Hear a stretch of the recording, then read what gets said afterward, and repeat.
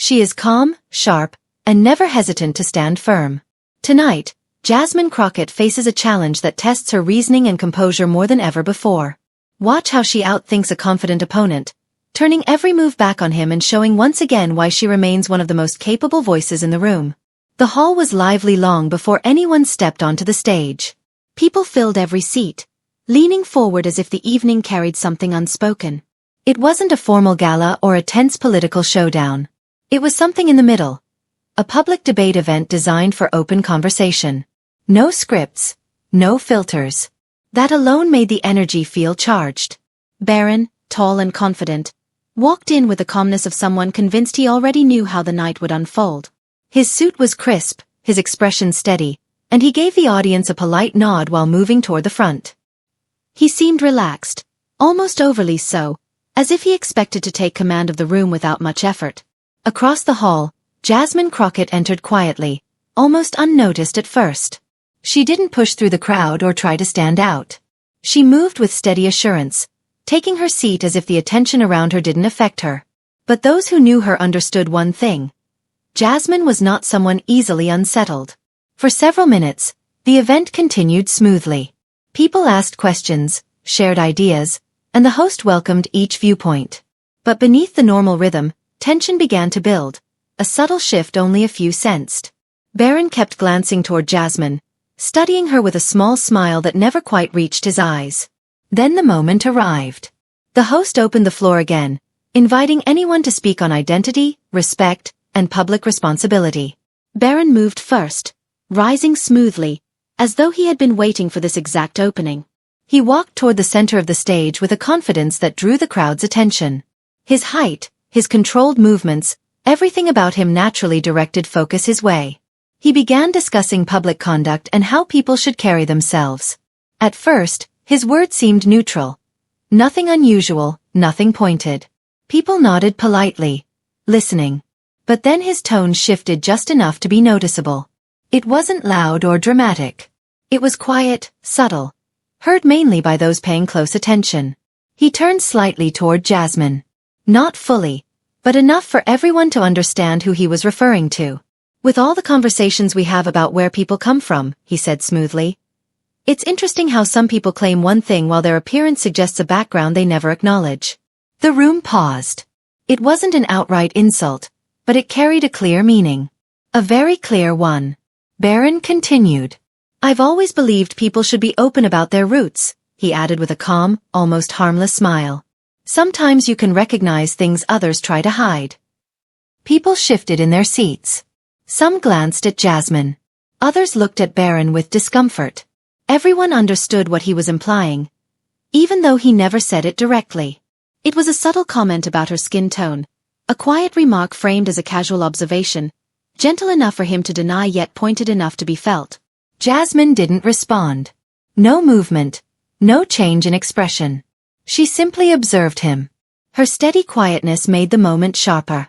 Barron expected some reaction, surprise, irritation, anything. But her calm expression didn't move, as if his words carried no weight at all. Somehow, that calm unsettled the room more than a strong reply would have. The audience felt the tension rising. A few whispered to each other. Some stared at Barron in disbelief, while others shifted awkwardly, unsure how to react to what he had just implied. The host looked back and forth between them, picking up on the tension that had suddenly surfaced. Barron, however, looked content with what he had said. He gave a slow, almost casual shrug, as if he had made a simple, harmless remark. Yet his eyes drifted toward Jasmine again, waiting, hoping, to see even the smallest break in her calm. But Jasmine stayed completely still, her hands resting neatly, her expression steady and composed. Her silence felt louder than anything spoken into a microphone. After a brief pause, Barron stepped back, allowing the next speaker to take the floor. Still, he kept glancing at Jasmine, expecting some reaction. But none came. Her quietness wasn't uncertainty or retreat. It was something more deliberate. It was the silence of someone choosing the exact moment to respond. People could sense it. The stillness around her signaled that when she finally spoke, it would have weight. And so the tension continued to hover in the room like a breath held too long. Barron stood wearing a faint smile, convinced he had gained the advantage. The audience watched, unsure whether Jasmine had accepted his remark or if she was preparing for something more. What Barron didn't realize was that the calm he took pride in would not last. The silence he assumed was hesitation was the opposite. Jasmine wasn't unsettled. She was prepared. She was simply waiting for the right moment to speak. A moment that would shift the direction of the entire room. The atmosphere felt different once Barron finished. It wasn't an obvious tension, but the kind that enters quietly and lingers, refusing to fade. People continued shifting their attention between him and Jasmine, unsure whether she would address his indirect remark or simply let it go. Her silence made everyone more curious, even slightly uneasy. Barron stood with a relaxed smile, the kind worn by someone convinced they had already gained the upper hand. He looked like a person who believed he had made a strategic move and was waiting for the other player to fall behind. Some people in the audience watched him approvingly, while others waited with concern for what might follow. But Jasmine remained completely steady. She didn't move, didn't exhale sharply, didn't show the slightest sign of irritation. Her hands stayed folded, and her eyes remained forward, blinking no more than usual. Her composure unsettled Barron. He expected some indication that his comment had affected her. Perhaps a frown, a small reaction, or even a subtle shift. But she offered nothing at all. Not a single response. That silence, the silence she chose, started to work against him instead. Barron cleared his throat and continued speaking. "I think what I said needed to be said," he added lightly, almost as though he was trying to reassure someone, though it wasn't clear if he meant the audience or himself. People get too sensitive these days. It's important to be honest. Again, the crowd moved slightly. They could sense he was trying to maintain control, but the room wasn't responding the way he expected. Instead of agreeing, they seemed to be waiting, almost holding back, because Jasmine still hadn't spoken. And somehow that made her presence feel stronger than anything he had said. Barron glanced at her once more. She didn't seem upset. She didn't seem angry. She simply looked ready. The host stepped in, attempting to shift the discussion in another direction. But the moment had already settled in everyone's minds. The pause after Barron's remark felt like an arrow suspended in the air, and the person who could release it hadn't even lifted their hand yet. After several more minutes, Jasmine finally raised her head slightly and looked directly at Barron. The room went silent immediately, as if everyone shared the same breath. Barron seemed to tense, though he tried to hide it by adjusting his jacket and giving her a polite nod. Jasmine didn't return the gesture. She kept her focus on him, her expression calm and thoughtful. Then she stood up. She moved slowly, without rushing or trying to make a scene. Yet the way she rose made the room feel as if the next moment would matter. Barron's smile faded slightly, the edges tightening. Jasmine adjusted her sleeve, still composed and quiet. When she finally spoke, her voice was steady and clear, carrying a controlled and deliberate tone. "You're wondering why I've been quiet," she said. She didn't ask the question. She stated it as if she already knew his thoughts. The audience leaned in. Barron blinked, caught off guard before he could fully process her words. "I stayed quiet because I wanted you to finish," Jasmine continued. Her tone wasn't harsh or soft, it was firm, the voice of someone choosing their moment carefully. People looked at one another. Some had already sensed her silence wasn't passive. It had purpose. Barron opened his mouth, possibly to respond, but Jasmine lifted a hand slightly. It wasn't rude. It was simply a signal that she was still speaking. The small motion was enough to make him pause. "You spoke confidently. You made your point, and you think you unsettled me," she said. Each word was deliberate. Barron swallowed, unsure where she was leading. "But I wasn't silent because I was affected," she continued. "I was silent because before I respond, I need to share something of my own." The crowd reacted softly, a few whispers, a few quiet breaths, but Jasmine ignored the noise. She reached into her bag and took out a sealed folder. Instantly, the room's attention tightened, as though pulled in one direction.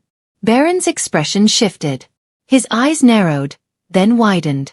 He looked at the folder as if it carried something significant. Jasmine held it like it weighed more than the paper inside. "This wasn't something I planned to reveal today," she said.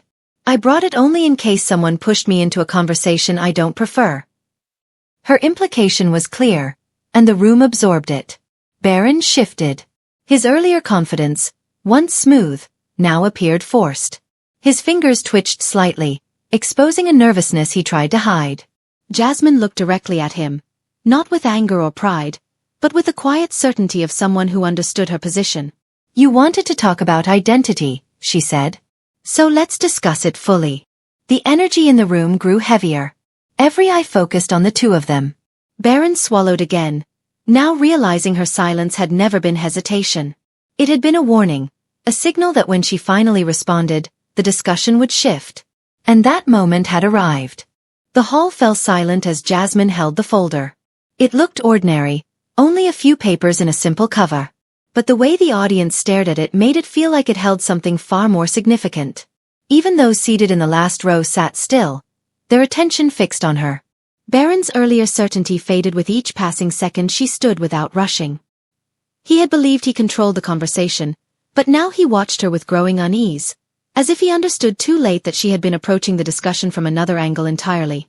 Jasmine opened the folder slowly, still without showing any excitement.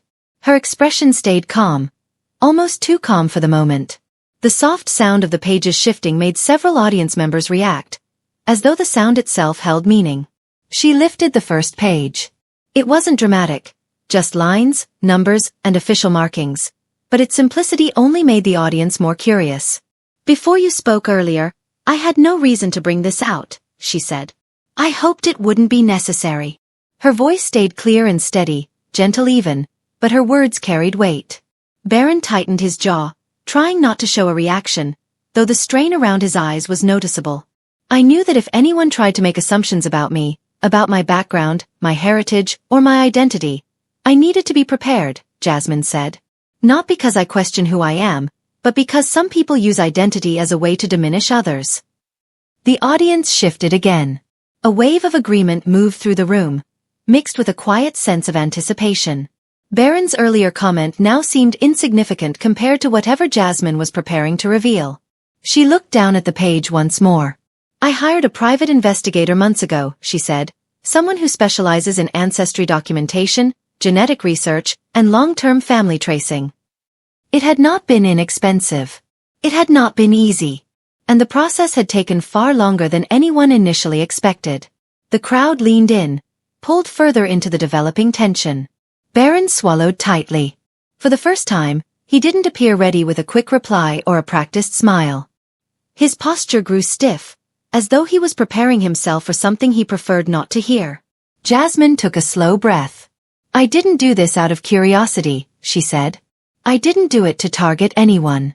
I did it because when people use personal remarks, they usually expect the other person to have nothing substantial to respond with." She lifted her eyes, speaking with steady, controlled confidence. "I came prepared." Barron flinched slightly, though he attempted to hide it by adjusting his sleeves. Jasmine raised the page just enough for the audience to see the heading, though the text was too small for anyone to read from afar. The content wasn't the main point. What mattered was what she said next. "These documents confirm something unexpected," she stated. "Something that changes the story you've presented about yourself for years." A sharp intake of breath spread across the room. The silence that followed felt heavier than before, as if even the background noise had paused. Barron struggled to find his voice. What are you suggesting?" he asked. Jasmine remained steady. "I'm not suggesting anything. I'm stating what is written." Barron's breathing hitched. His face lost its earlier confidence. Jasmine lowered the page slightly and delivered the statement that sent a jolt through the room. "These reports show that Melania is not your biological mother." Gasps rose throughout the hall. A woman in the front row lifted a hand to her chest. A man on the aisle leaned forward, trying to ensure he heard correctly. Even the host, who had been working to remain neutral, couldn't hide the surprise spreading across his expression. Barron's mouth opened but no words came out. His eyes shifted rapidly between Jasmine and the document she held. Jasmine didn't boast. She didn't smile. She spoke with composed clarity. "I won't read every detail in these files," she said. "But I will tell you this. The report is authenticated. The tests were conducted through a confidential database that specializes in advanced ancestral verification. The process required multiple reviews, cross-checking, and confirmation from an independent expert." Barron took an unsteady step back. His hands shook slightly. Jasmine continued, I didn't expect to find anything like this, but when someone relies on loud remarks and shallow insults to define others, the truths they avoid often come forward. Barron finally managed to speak, though his voice was thin and uneven. This is fake. This is wrong, he said. The words weakened as soon as he spoke them. He didn't sound certain or upset, he sounded unsure. Jasmine placed the documents back into the folder with care. You don't have to accept what's written here tonight, she said. But before you question my identity again, understand that your own story isn't as straightforward as you claim. The room fell completely silent. No one moved. Jasmine closed the folder and held it at her side. The shock in the room shifted into something more serious. A recognition that this moment was more than a disagreement. It was a turning point. The silence remained, heavy and noticeable. Barron stood frozen, staring at the folder in Jasmine's hand, at the document she had shown, and at the audience whose attention now rested on him. He had entered the discussion confident, believing he was in control, assuming his comment about Jasmine's background would unsettle her. But now, all of that confidence seemed to collapse in the face of what had been presented. He opened his mouth to speak, but nothing came out. He tried again. That can't be true, he said, voice low and unsteady, like someone trying to grasp something already slipping away. His hands shifted at his sides, gripping the edge of the table for balance.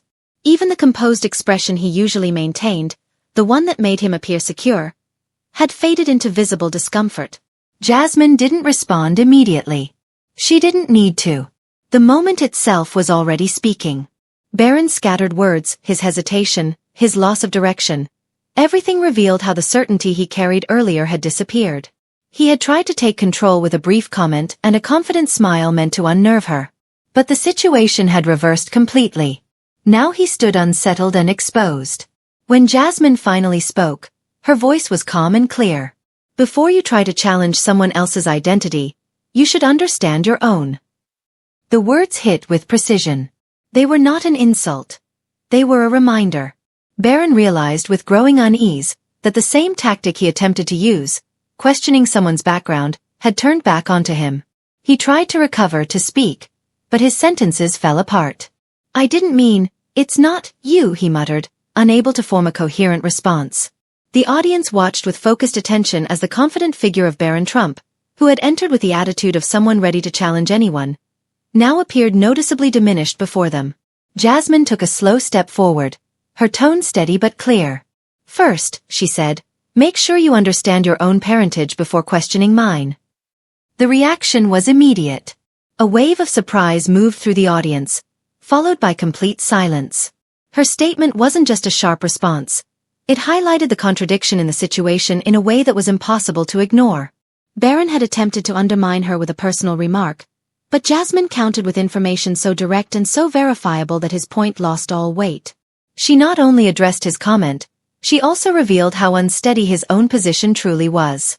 Barron's face turned pale. His familiar expression of confidence disappeared, replaced by visible uncertainty. He tried to speak several times, each attempt less steady than the last. He had entered the discussion thinking that he could rely on quick remarks to gain control. But those remarks were now useless. He began to recognize that real confidence and preparation require awareness, understanding, and respect for the truth.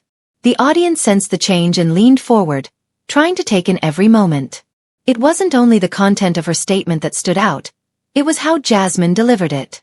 She didn't raise her voice. She didn't insult him. And she didn't show any sense of victory. Her strength came from her calmness, her careful wording, and the measured timing of her response. She gained control of the room without force, simply through clarity. Barron, however, was losing his composure. His movements became uncertain, his voice weakened, and his earlier confidence dissolved. The person who tried to assert control through subtle remarks now appeared exposed in a way the audience hadn't seen before. Each attempt to speak only highlighted how much the situation had shifted. Jasmine continued, letting the silence remain for a moment before adding, identity is personal. It is not something to use against others. And when someone tries to do that, it often reveals more about them than about the person they are targeting. Her words settled heavily in the room. Barron opened his mouth again, but the confidence to respond had left him. He looked down, unable to challenge the evidence or the moment. The audience saw everything clearly. The change in authority, the fall of arrogance, the revealing of vulnerability. Barron had believed he could unsettle Jasmine Crockett with a subtle remark. Instead, he was the one unsettled. She had taken the very topic he tried to use against her and turned it into something that disclosed his own weakness. The irony was unmistakable. Barron finally stepped back, not defeated through confrontation, but through the steady presence of truth. He realized, with a mix of clarity and discomfort, that being clever isn't about a single comment. It's about recognizing the weight of words and the impact they can carry. It is also about acknowledging truths that may be difficult to face. Jasmine didn't celebrate. She didn't need to. She simply folded the documents and held them at her side. Her composure remained unchanged. Barron's loss came not from hostility, but from her preparation, confidence, and precision. The room seemed to release a collective breath. The atmosphere shifted from shock to understanding. Barron had entered the discussion believing he had control. Now it was clear that Jasmine had guided the moment through careful reasoning and steady confidence. His attempts to respond, his visible discomfort, and the complete reversal of roles turned a simple remark into a broader lesson. The audience had not just witnessed an exchange of words. They had observed a clear example of how underestimating someone, especially regarding identity, can lead to a complete reversal. And in that moment, Barron understood he had been outmaneuvered. The event ended not with applause, but with a quiet that carried more weight than any reaction. People remained seated longer than usual, absorbing the significance of what had happened. It was no longer just a debate. It had become a lesson about understanding, respect, and the consequences of making assumptions. Barron left the stage slowly, still shaken. He avoided eye contact, the confidence he brought with him entirely gone. He had assumed he would lead the moment, that his remarks would challenge Jasmine, and perhaps make him seem perceptive. Instead, every subtle jab he prepared had been returned. The certainty he believed he had disappeared quickly, replaced with an unexpected clarity. Jasmine, in contrast, left the stage composed and steady. Her words had landed exactly as intended. She had not needed to raise her voice or belittle anyone. In a world where identity is often used negatively, the situation reminded everyone of how complex family and heritage can be. So the question remains, who truly used their intelligence more effectively today? Was it the remark that backfired? Or the quiet confidence of someone sure of who they are?